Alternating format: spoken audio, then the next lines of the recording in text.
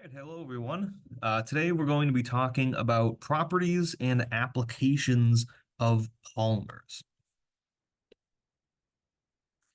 So, if you think back to metals, we've talked a lot, up to this point within the course about how different stress strain profiles can result from anything from just the pure crystal structure of the material all the way up to defects in the structure as well as external conditions like temperature. Now, for the case of polymers, even if we're just looking at the structure itself, we can see a lot of different types of stress strain profiles.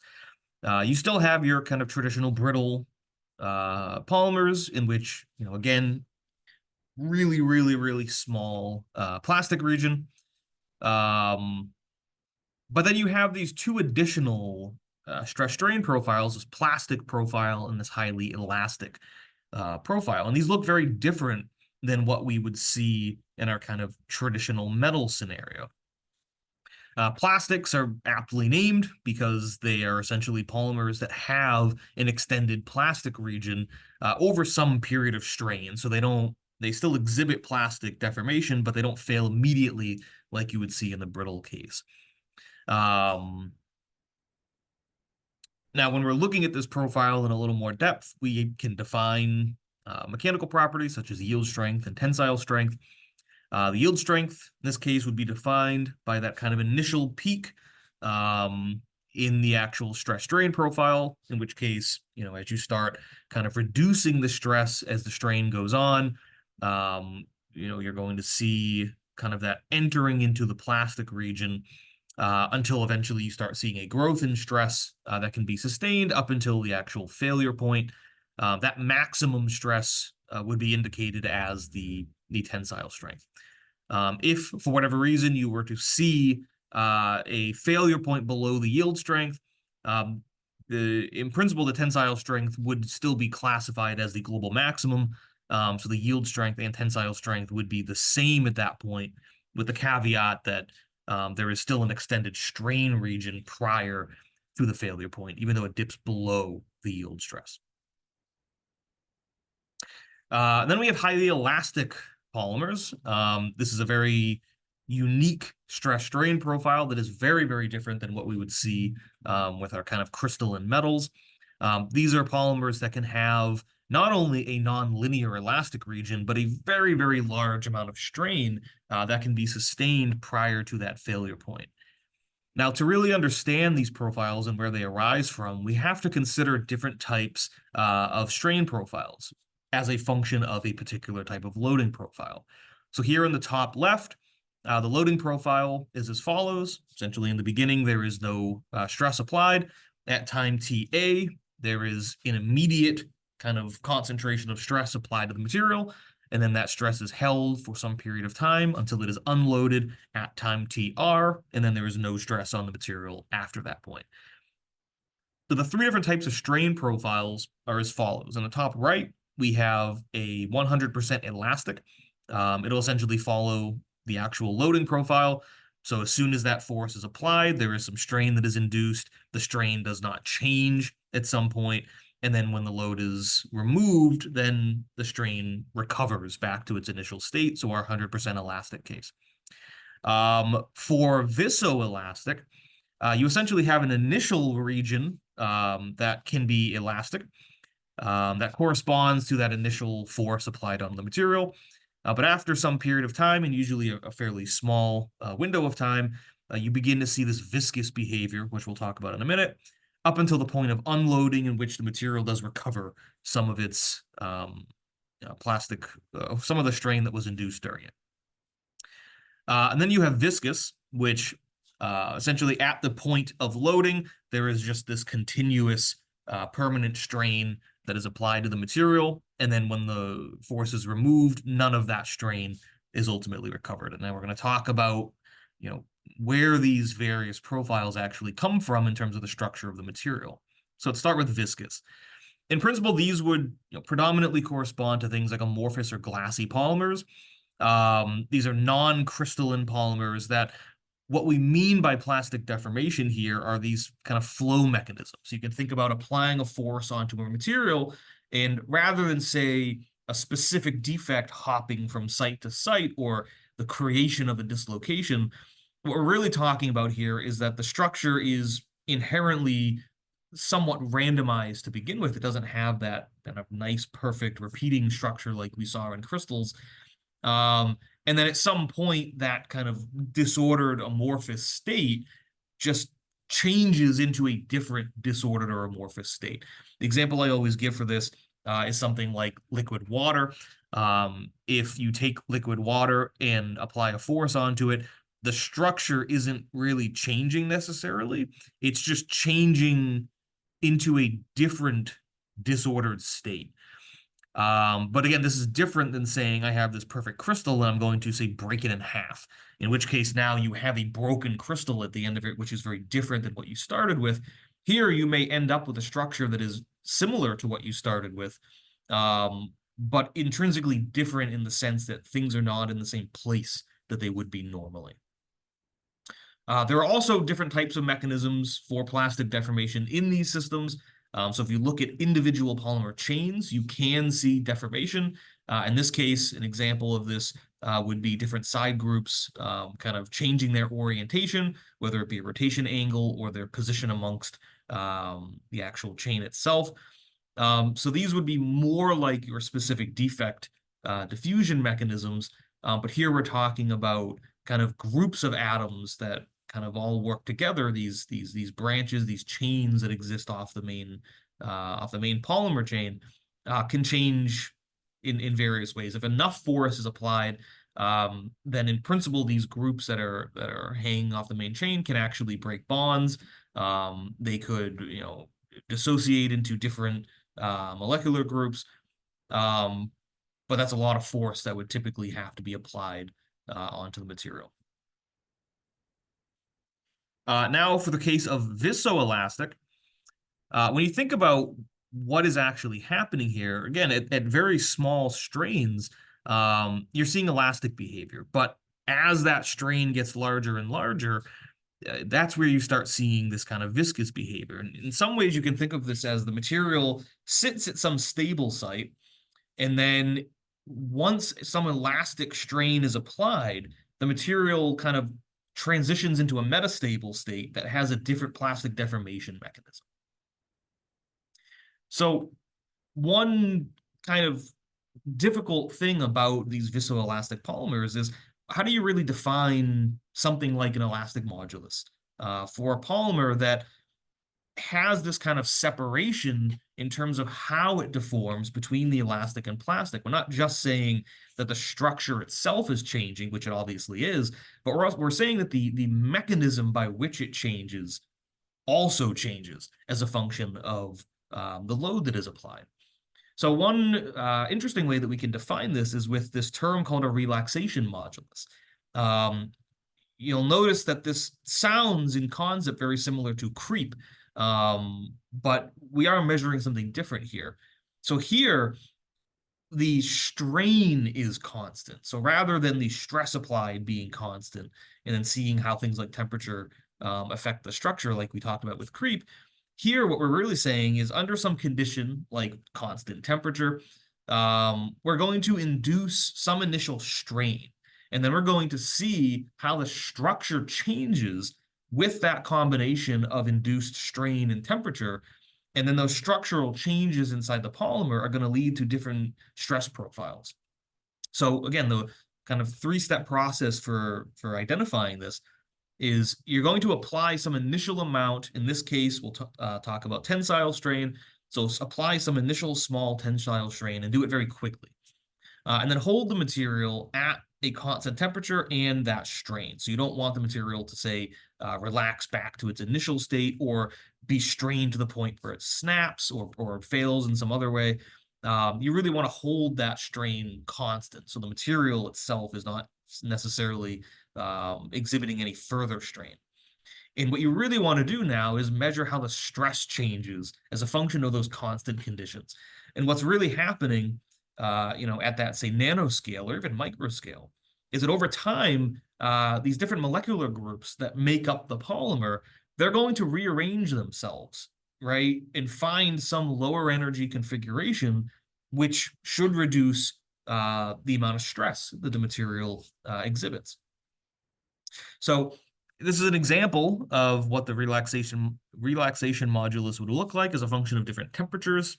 So, at say this T1, which is a relatively low temperature, you see some reduction from the initial stress state, but not a lot.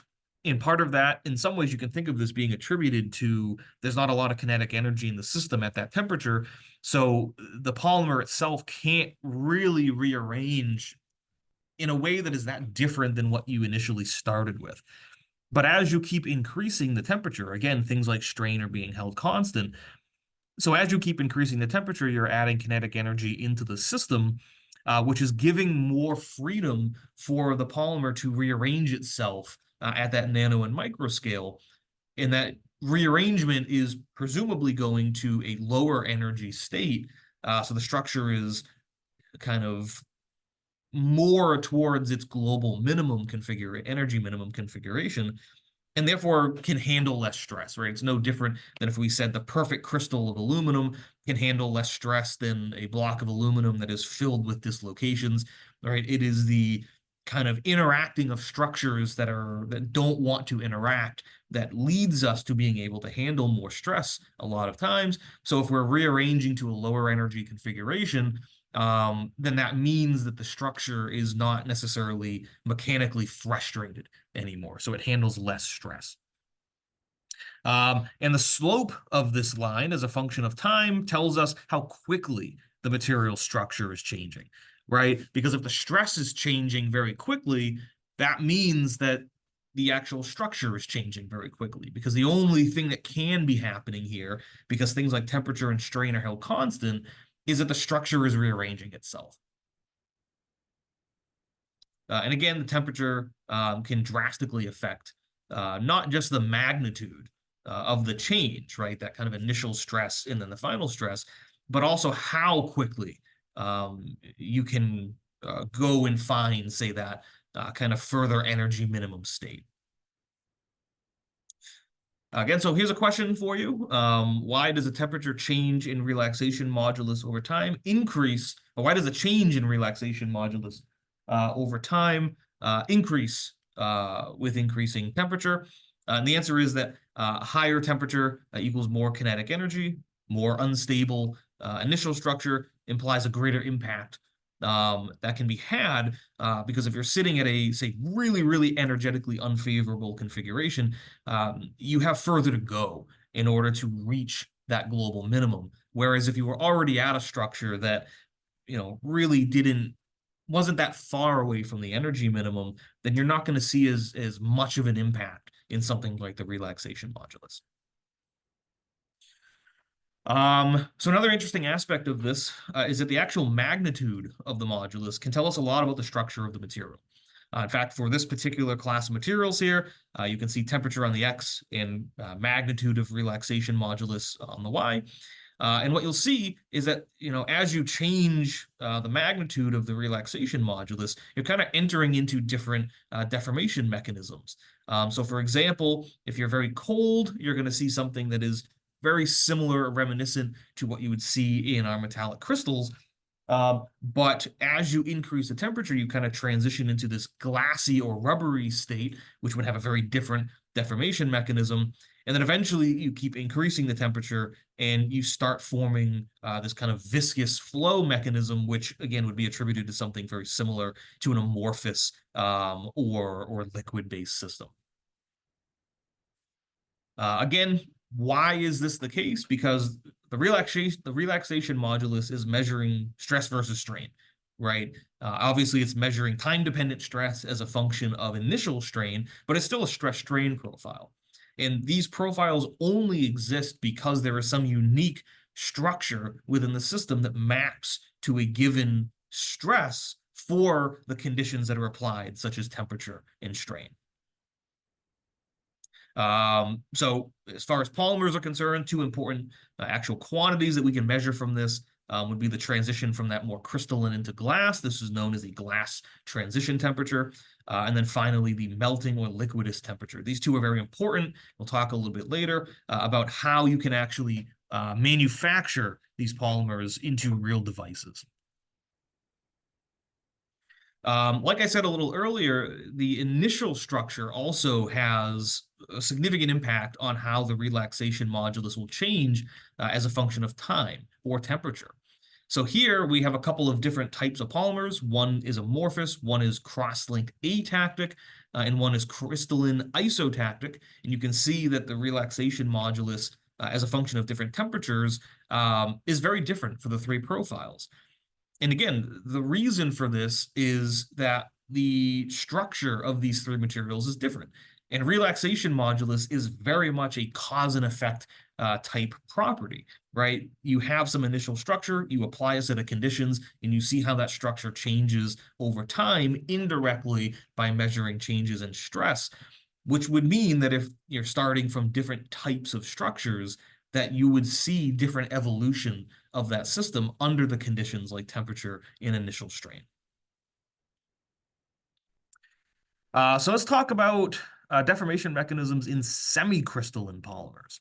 So if you think back to what we talked about in the previous lecture, you can have this kind of grain boundary-like system here for polymers where you have a more crystalline region surrounded by or interfaced with some amorphous region. And again, think back to what it means to be a crystalline region here.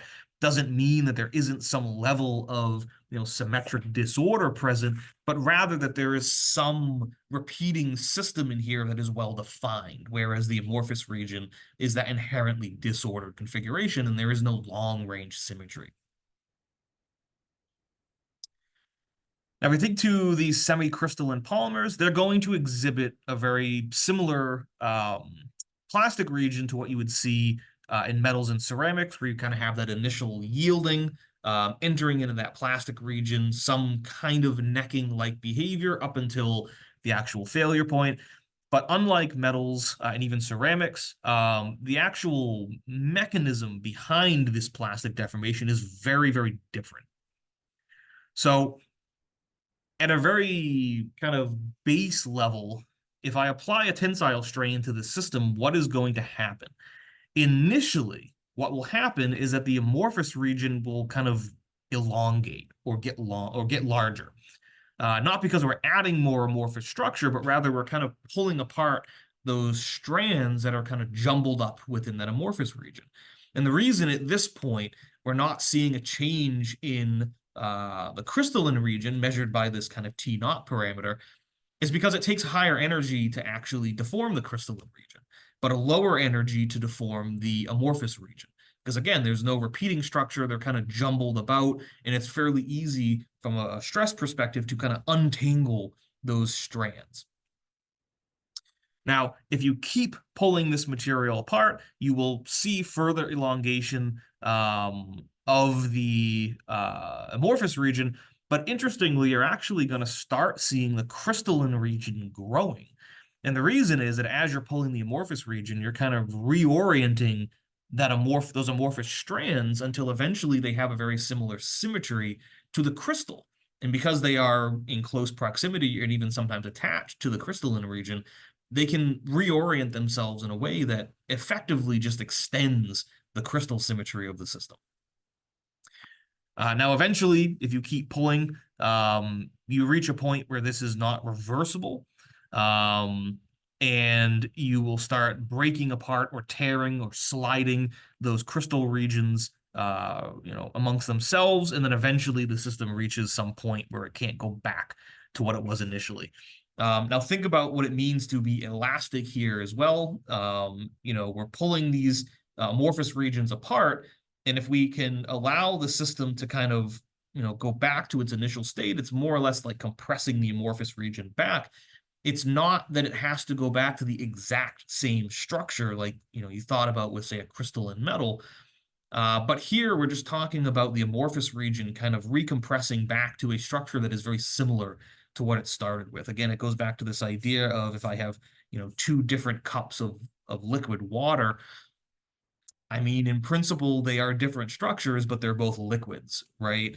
Here, it's very similar in which the amorphous region will go back to a similarly disordered state, even if it isn't the exact state that it started with. So a question for you is, which of the following stages actually falls into the elastic or plastic regions? And the answer is that the first two, absolutely, potentially the first three, would fall into the elastic region. It depends on how much of that structure can actually be recovered in that kind of third piece. If none of it can be recovered, or the majority of it couldn't be recovered, it would be considered plastic. If the vast majority of it could be recovered, then it would fall into the elastic region. However, this final region here, all the way to the right into stage 5, is fully plastic. You've broken apart the different crystal regions. The amorphous regions look very different than what they would have started with. There is no way to just heat up or compress that final plastic region and get the elastic region back. In fact, this is one reason why recycling of polymer materials is a little bit more difficult than, say, metals. In a metal, we could just heat treat it to get rid of all the defects. Here, we have no similar mechanism. If I heat treated that plastic deformation system in stage 5, I would not necessarily just go back to the original structure of the material. So let's talk about specific polymers and how they deform. So we'll start with elastomers.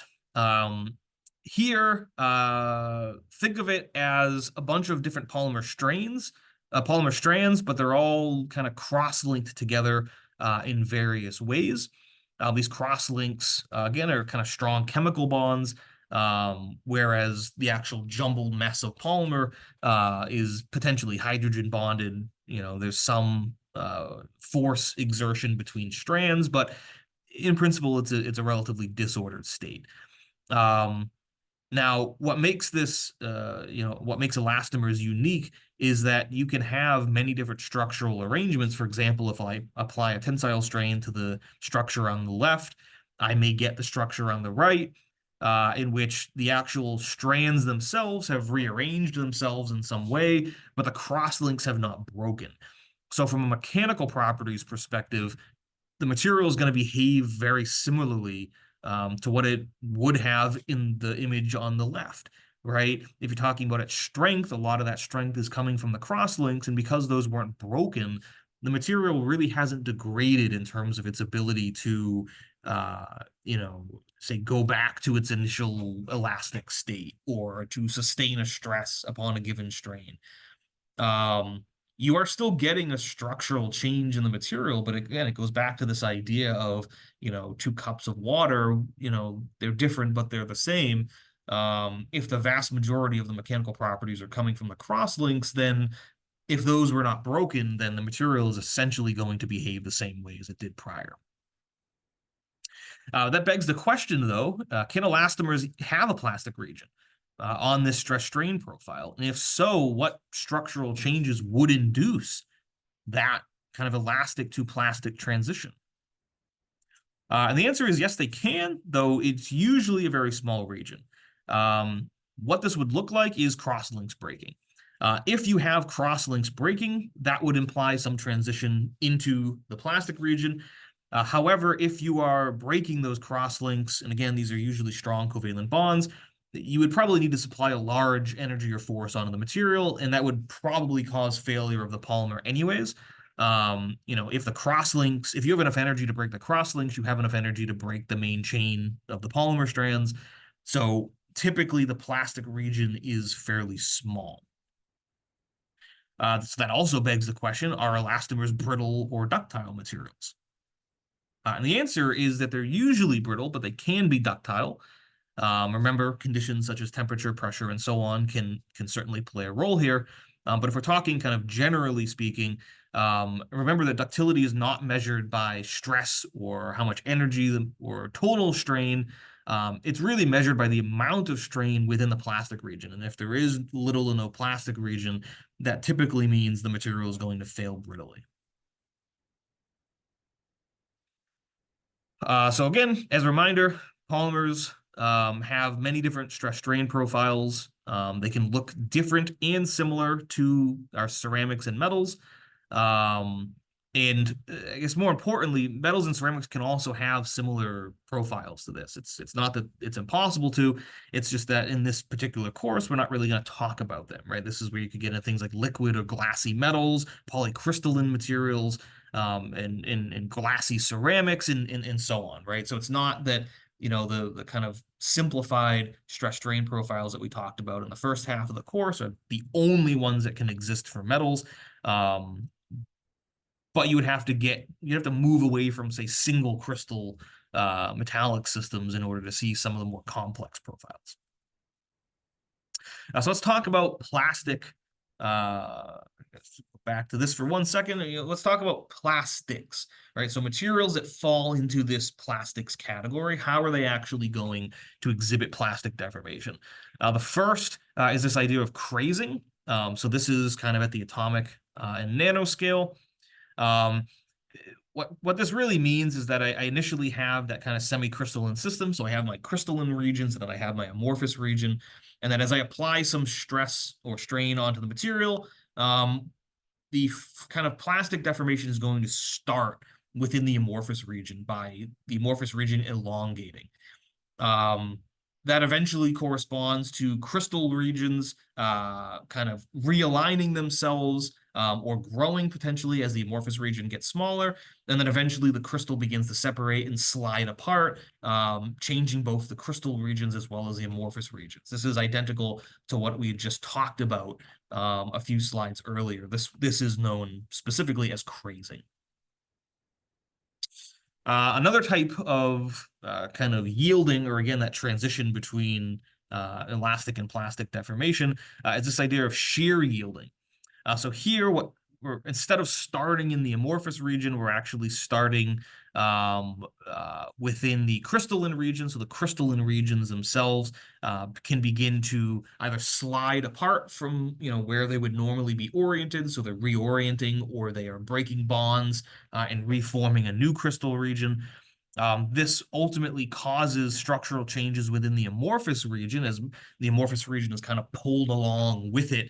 Again, because the amorphous region is still somewhat, attached in some way to the crystal region. So as the crystal region kind of pulls or reorients itself or slides apart, that's going to create changes in the amorphous region as well. Specifically, this can create things like voids or various types of, highly disordered, super glassy regions. And then eventually the kind of crystal regions begin to reorient themselves into these things called fibrils, or these kind of fibrous pillars we'll see in the following slides. But you end up with a very disordered amorphous region, and then these kind of very defect-riddled crystalline regions. So that brings us to the actual failure mechanisms, and kind of gets into where these fibrils actually come from. So as you're pulling apart a plastic system, the deformation mechanism is not some clean cut. You're going to see this kind of tearing mechanism that forms where you get these kind of voids that begin to pool within the material, grow larger and larger, until eventually you kind of have these two pieces of separation that are still connected by these fibers that are kind of going through their own little necking process until eventually they fail.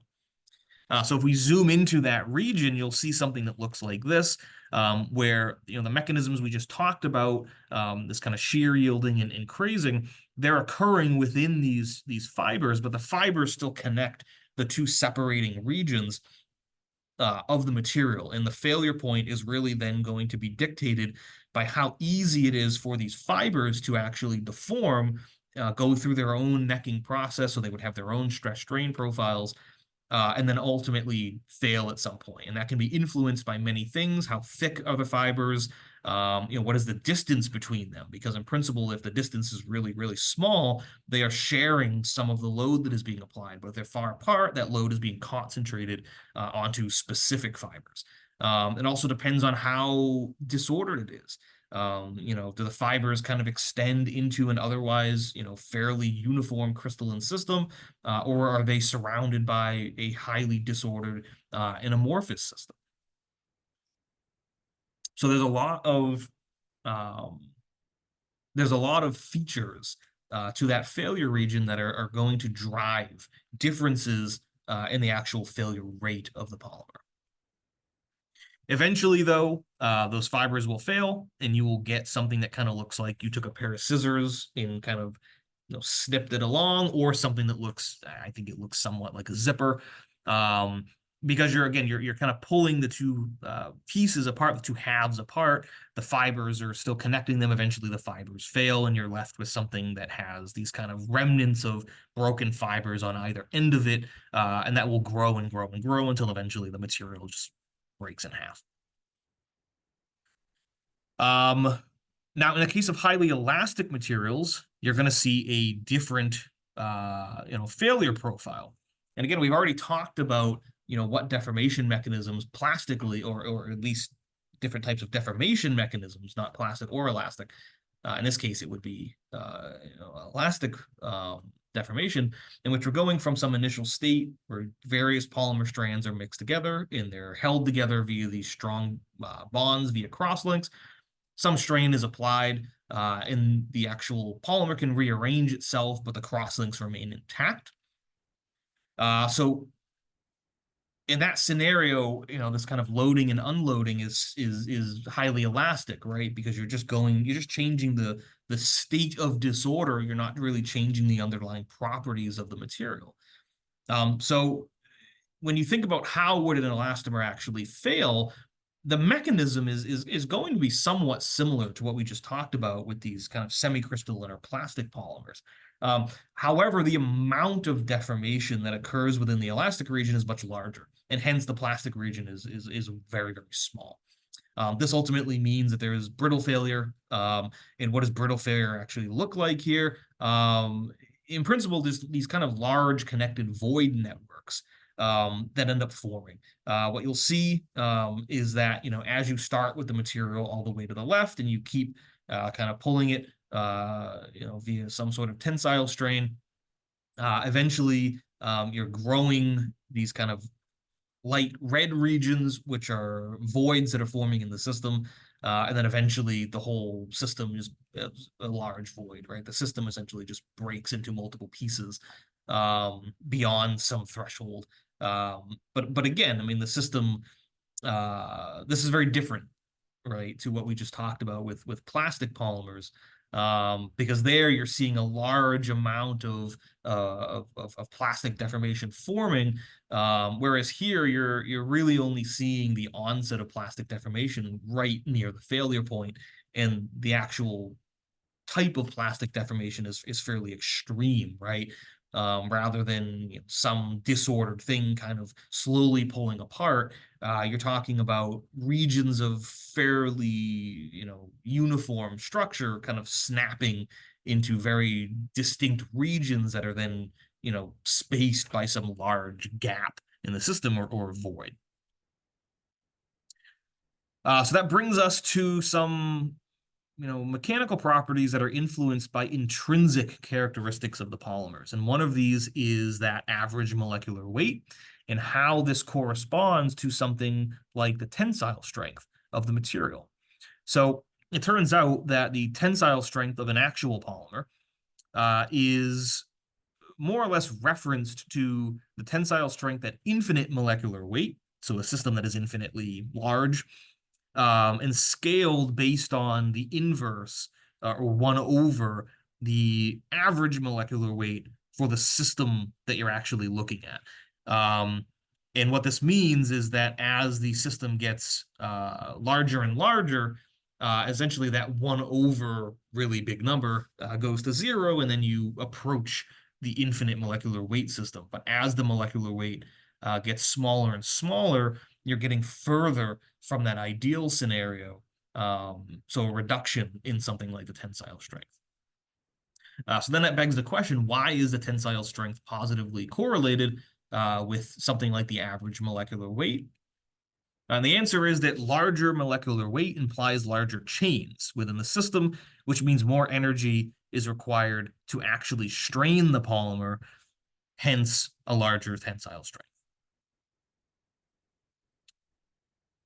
So we're going to start talking now about, say, how to make polymers stronger and kind of moving into more of the synthesis pathways and manufacturing pathways of polymers.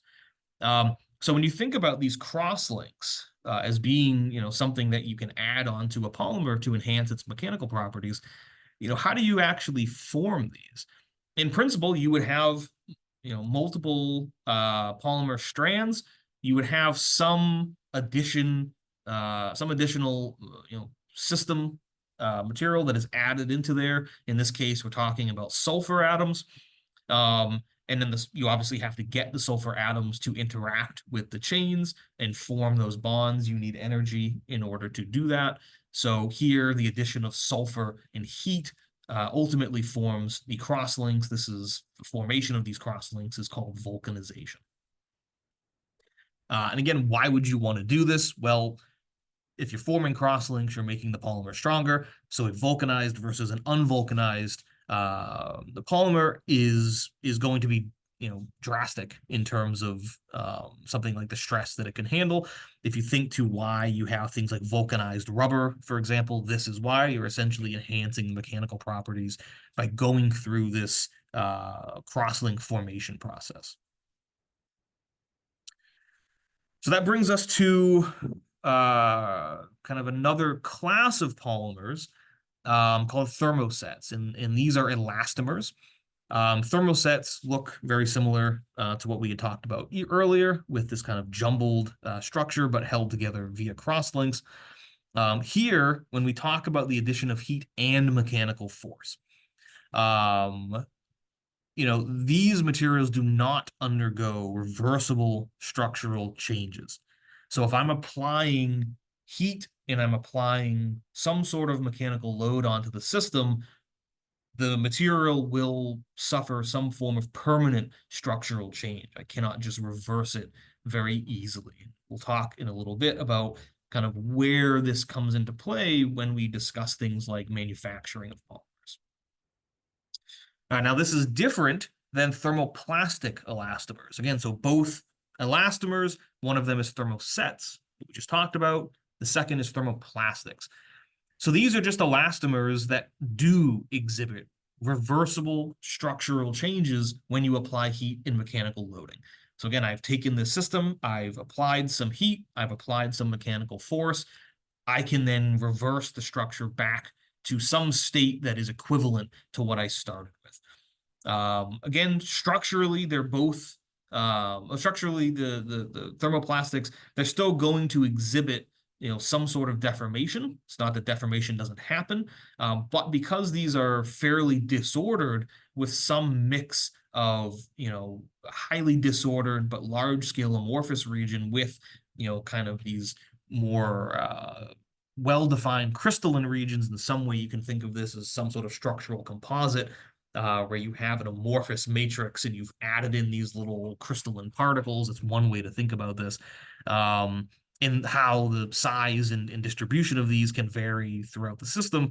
But because of that, you're back to this again, this initial, what is a permanent damage in this material? What is permanent deformation? If I'm just applying some strain onto the material, I'm just going to another state that is similar to what I started with, right? Where maybe I've moved some of these crystalline regions around, maybe I've moved the disordered amorphous regions into a different disordered amorphous region, but the actual structure is somewhat similar. I mean, it's isomorphic in the sense that it's different but the same, right? Which is why they can undergo these chemical and structural changes with heat and mechanical loading. So again, main takeaway here is that thermoplastics can undergo reversible structural and chemical changes when the heat is applied because the individual units within the thermoplastic aren't really changing. They're just going into a similar but different state. Whereas thermosets, they do undergo irreversible structural changes or large-scale plastic deformation when heat and mechanical force is applied. And the question is, why do thermoplastics undergo reversible structural changes, whereas thermosets do not? And the answer is that in the case of thermosets, the crosslinks can be broken. When the crosslinks are broken, you have broken the chemical bonds within the system, which means that you have permanently changed the structure as well as the chemistry because the bonds have broken. So another interesting class of polymers are liquid crystals. So each individual unit, kind of designated by red here, is a crystalline structure that looks very similar to what we had talked about in the last lecture, but they behave as a collective group similar to the liquids. So each individual unit is crystal-like, but say when I apply a force on them, they kind of flow together like a liquid would. And one example of this are liquid crystal polymers that are great for, say, pharmaceutical applications. An example would be this polymer system here, where upon heating, I transform from this kind of well-defined state into this isotropic state. Because it's disordered, isotropic here simply means that it is kind of uniformly disordered, no matter where I look. But interestingly, upon cooling of that isotropic state, I go back to the initial liquid crystal, because the actual deformation mechanism here is some, flow mechanism, where I more or less flow the system, from this kind of liquid crystal state to an isotropic state back to a liquid crystal state. A lot of times, liquid crystals mean that you have some, well-defined polymer structure that is, again, your kind of chemical bonds and whatever they are made up of, but they are connected at a larger scale via some complex network of something like hydrogen bonding. So it's easy to manipulate the strands with respect to each other, but they still behave, in some sort of collective way because of how they're networked together. All right, so that brings us to different types of polymer systems that are useful for everyday applications. The first of these would be plastics. I think this is the thing that we are most familiar with. Plastics are used when we need good mechanical properties and do not want to induce brittle failure. So one really useful area for plastics would be any sort of transportation of goods, particularly goods that could create messes. So liquids, a lot of times, liquids, gels. Plastics are also great because they are fairly light in comparison to, say, glass or metal. And they are relatively chemically inert. So if I have, some liquid cleaner, for example, that is stored in a plastic bottle, it's likely that that liquid is never going to interact with the surrounding environment. And it'll be light for transport and easily moldable into various shapes, which means I can pretty much have whatever shape that I want. Elastomers, we already talked about these, but these are useful when you need heat or mechanical strain to be introduced and have the material return to its original structure. So many different applications for this. Anything with shoes, for example, you're constantly applying mechanical strain to your shoes and you don't want them to just break apart at some point. Any sort of baking utensil. So molds for cakes, for example. You want to put them in the oven at some point in order to bake your dessert. You don't want the polymer to fail at some point via plastic deformation while it's sitting in your oven. You would want it to essentially be able to remain intact. Another example of this would be any sort of piping system where you're constantly applying different pressures internally into the system by flowing, some sort of, say, water or any sort of, say, medicine through those channels. You're applying a force internally, so that is a mechanical strain, except the mechanical strain is, internal to the system, and you don't want that to fail and begin leaking everywhere, for example. Another one is fibers. Fibers are incredibly important in our everyday society. Think of anything from telecommunications networks, which all run on things like fiber optics. Those are all, some level of polymer within that system, to casings for, anything from, electric cables to medical equipment. Specifically, fibers are defined as things that have a large length to width ratios. In why is that important? It's because, the actual mechanical properties that are exerted on that material are going to be different on something that is very, very long, but also very thin or narrow compared to something that is, say, a giant block of the material. So you want the material to be stable in that state, again, that fairly very long, but very narrow state. And then when you apply whatever force you're applying to it, whether it be current, heat from current, whether it be force from internal pressure on something, you want it to remain stable in that fibrous state. Another incredibly useful application for polymers would be polymer coatings. You can use polymer coatings for virtually anything. Anything from electrical insulation, so wires.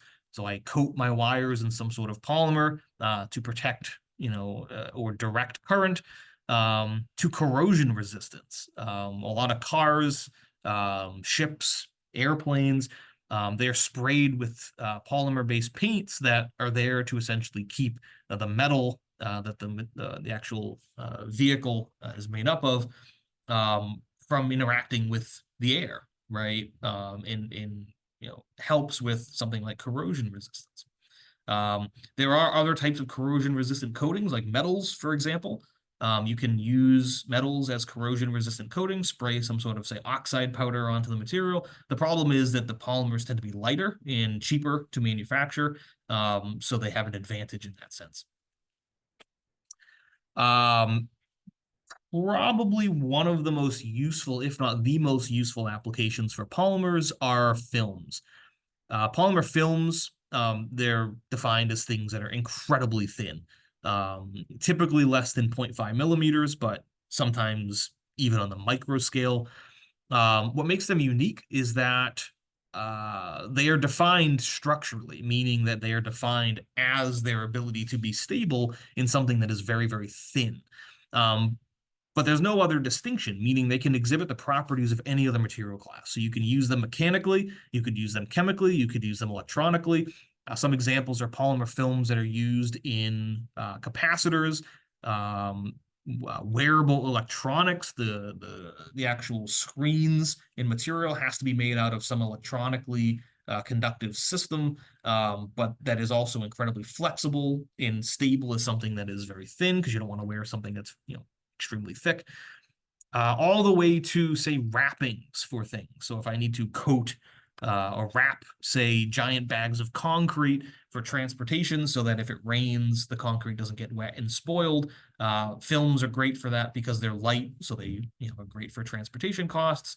But they're also, in that case, you're talking about something that is not permeable to water. So you don't want external conditions interacting with your concrete during transportation.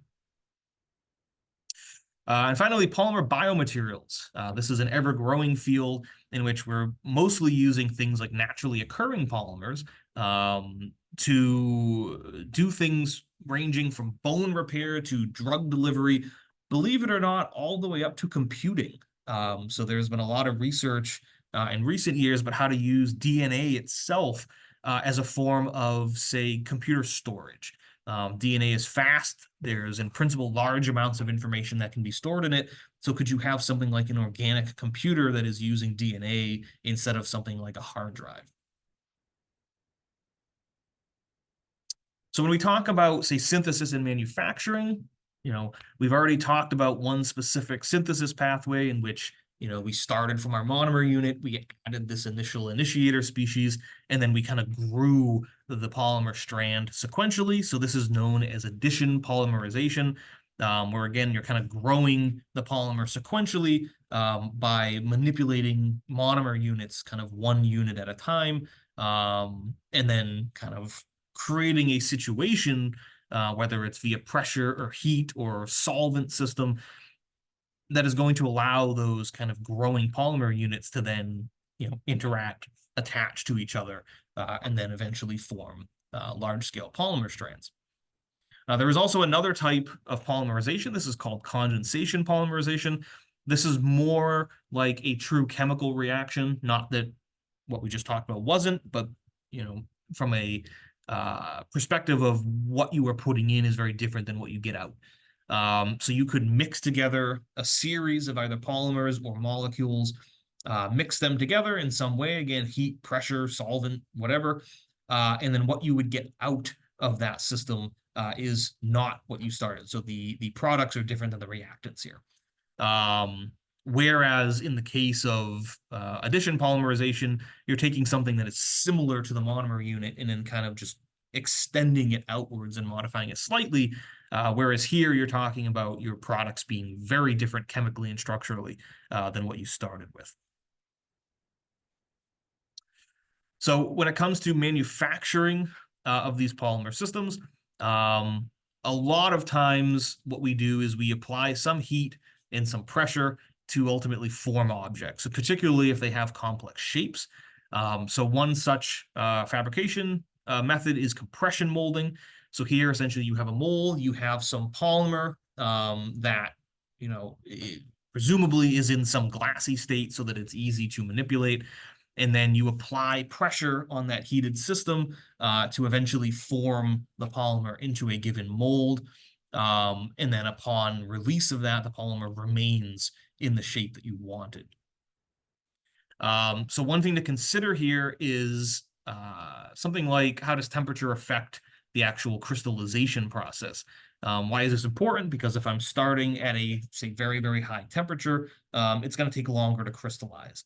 So if the polymer that is in my mold is very hot versus, say, close to that glass transition temperature, I may see different fabrication times, which is important if you need to, create X amount of polymer system over a given time to commercialize it.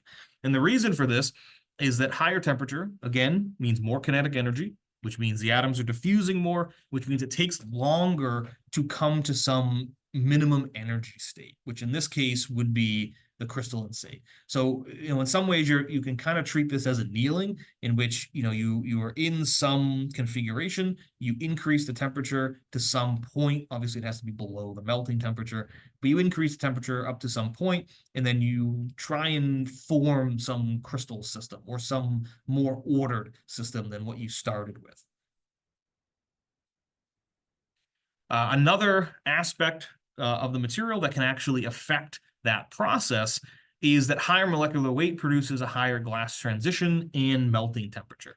So if my polymer material is made up of, say, large molecular weight polymer strands, that is going to increase the amount of energy that I need in order to, say, attain that kind of ordered state that I want out of my polymer system.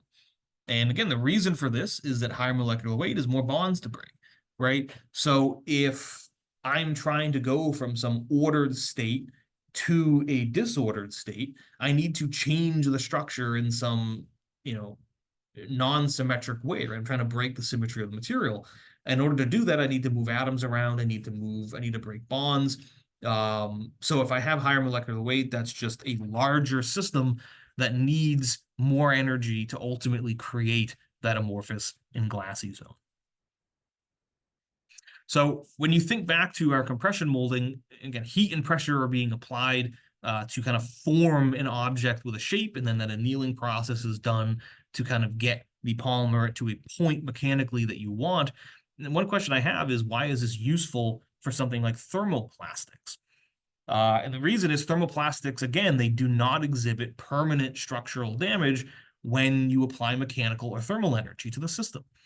This means that thermoplastics can be molded into a multitude of different shapes, incredibly complex shapes, without sacrificing their properties. This is not necessarily true for thermoset materials, where, there you are going to have a limited number or a smaller range of complexity in the type of system you can make, because if you're applying mechanical and thermal energy to actually manufacture the part that you want, you could potentially be destroying the material's mechanical properties by breaking the crosslinks that are in that material. So there are other fabrication methods. One of them is extrusion. This is where molten polymers are kind of forced into a specific shape at a very controllable rate. And the controllable rate part is important because here you're not just having a giant vat of polymer that is cooling at some point, or you're molding it into a shape via some force that's applied. Here you are you have very fine control over the rate in which the polymer comes out of, say, this nozzle. This is really ideal for geometries with uniform cross-sectional areas. So think about rods, filaments, tubing, anything that, uh, you know, when you think about the cross section of that specific material, it's not anisotropic, right? It's an isotropic cross section. It is uniform. It's the same shape no matter where you are. This is a cost-effective and mechanically stable way of forming those materials.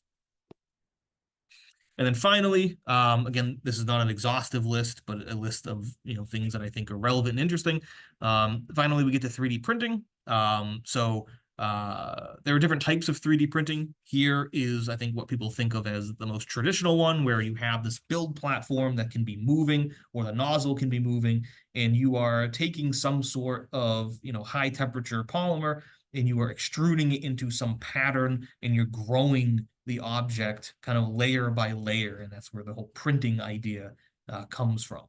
But there are other types of 3D printing methods for polymers, one of which is that you have some polymer resin, and you use a UV, ultraviolet light projection into the resin. So you're essentially UV curing a given shape in 3 dimensions, or 2 dimensions, depending on what shape you're trying to build. And then you slowly remove that shape from the resin, allowing it to form and cure. The benefit of something like this is that you can get incredibly complex shapes by doing this, right? Because you're not necessarily printing it and then therefore limited to any sort of limitation of the actual printing process. Here you're curing the actual polymer system within a bed of resin. So as long as the polymer that you want your system to be made out of can actually cure with UV light, then this is an excellent approach to getting complex shapes. However, again, the restriction then is that you are kind of limited to systems, limited to polymer systems that can actually undergo UV curing, and are stable to form the shapes that you actually want.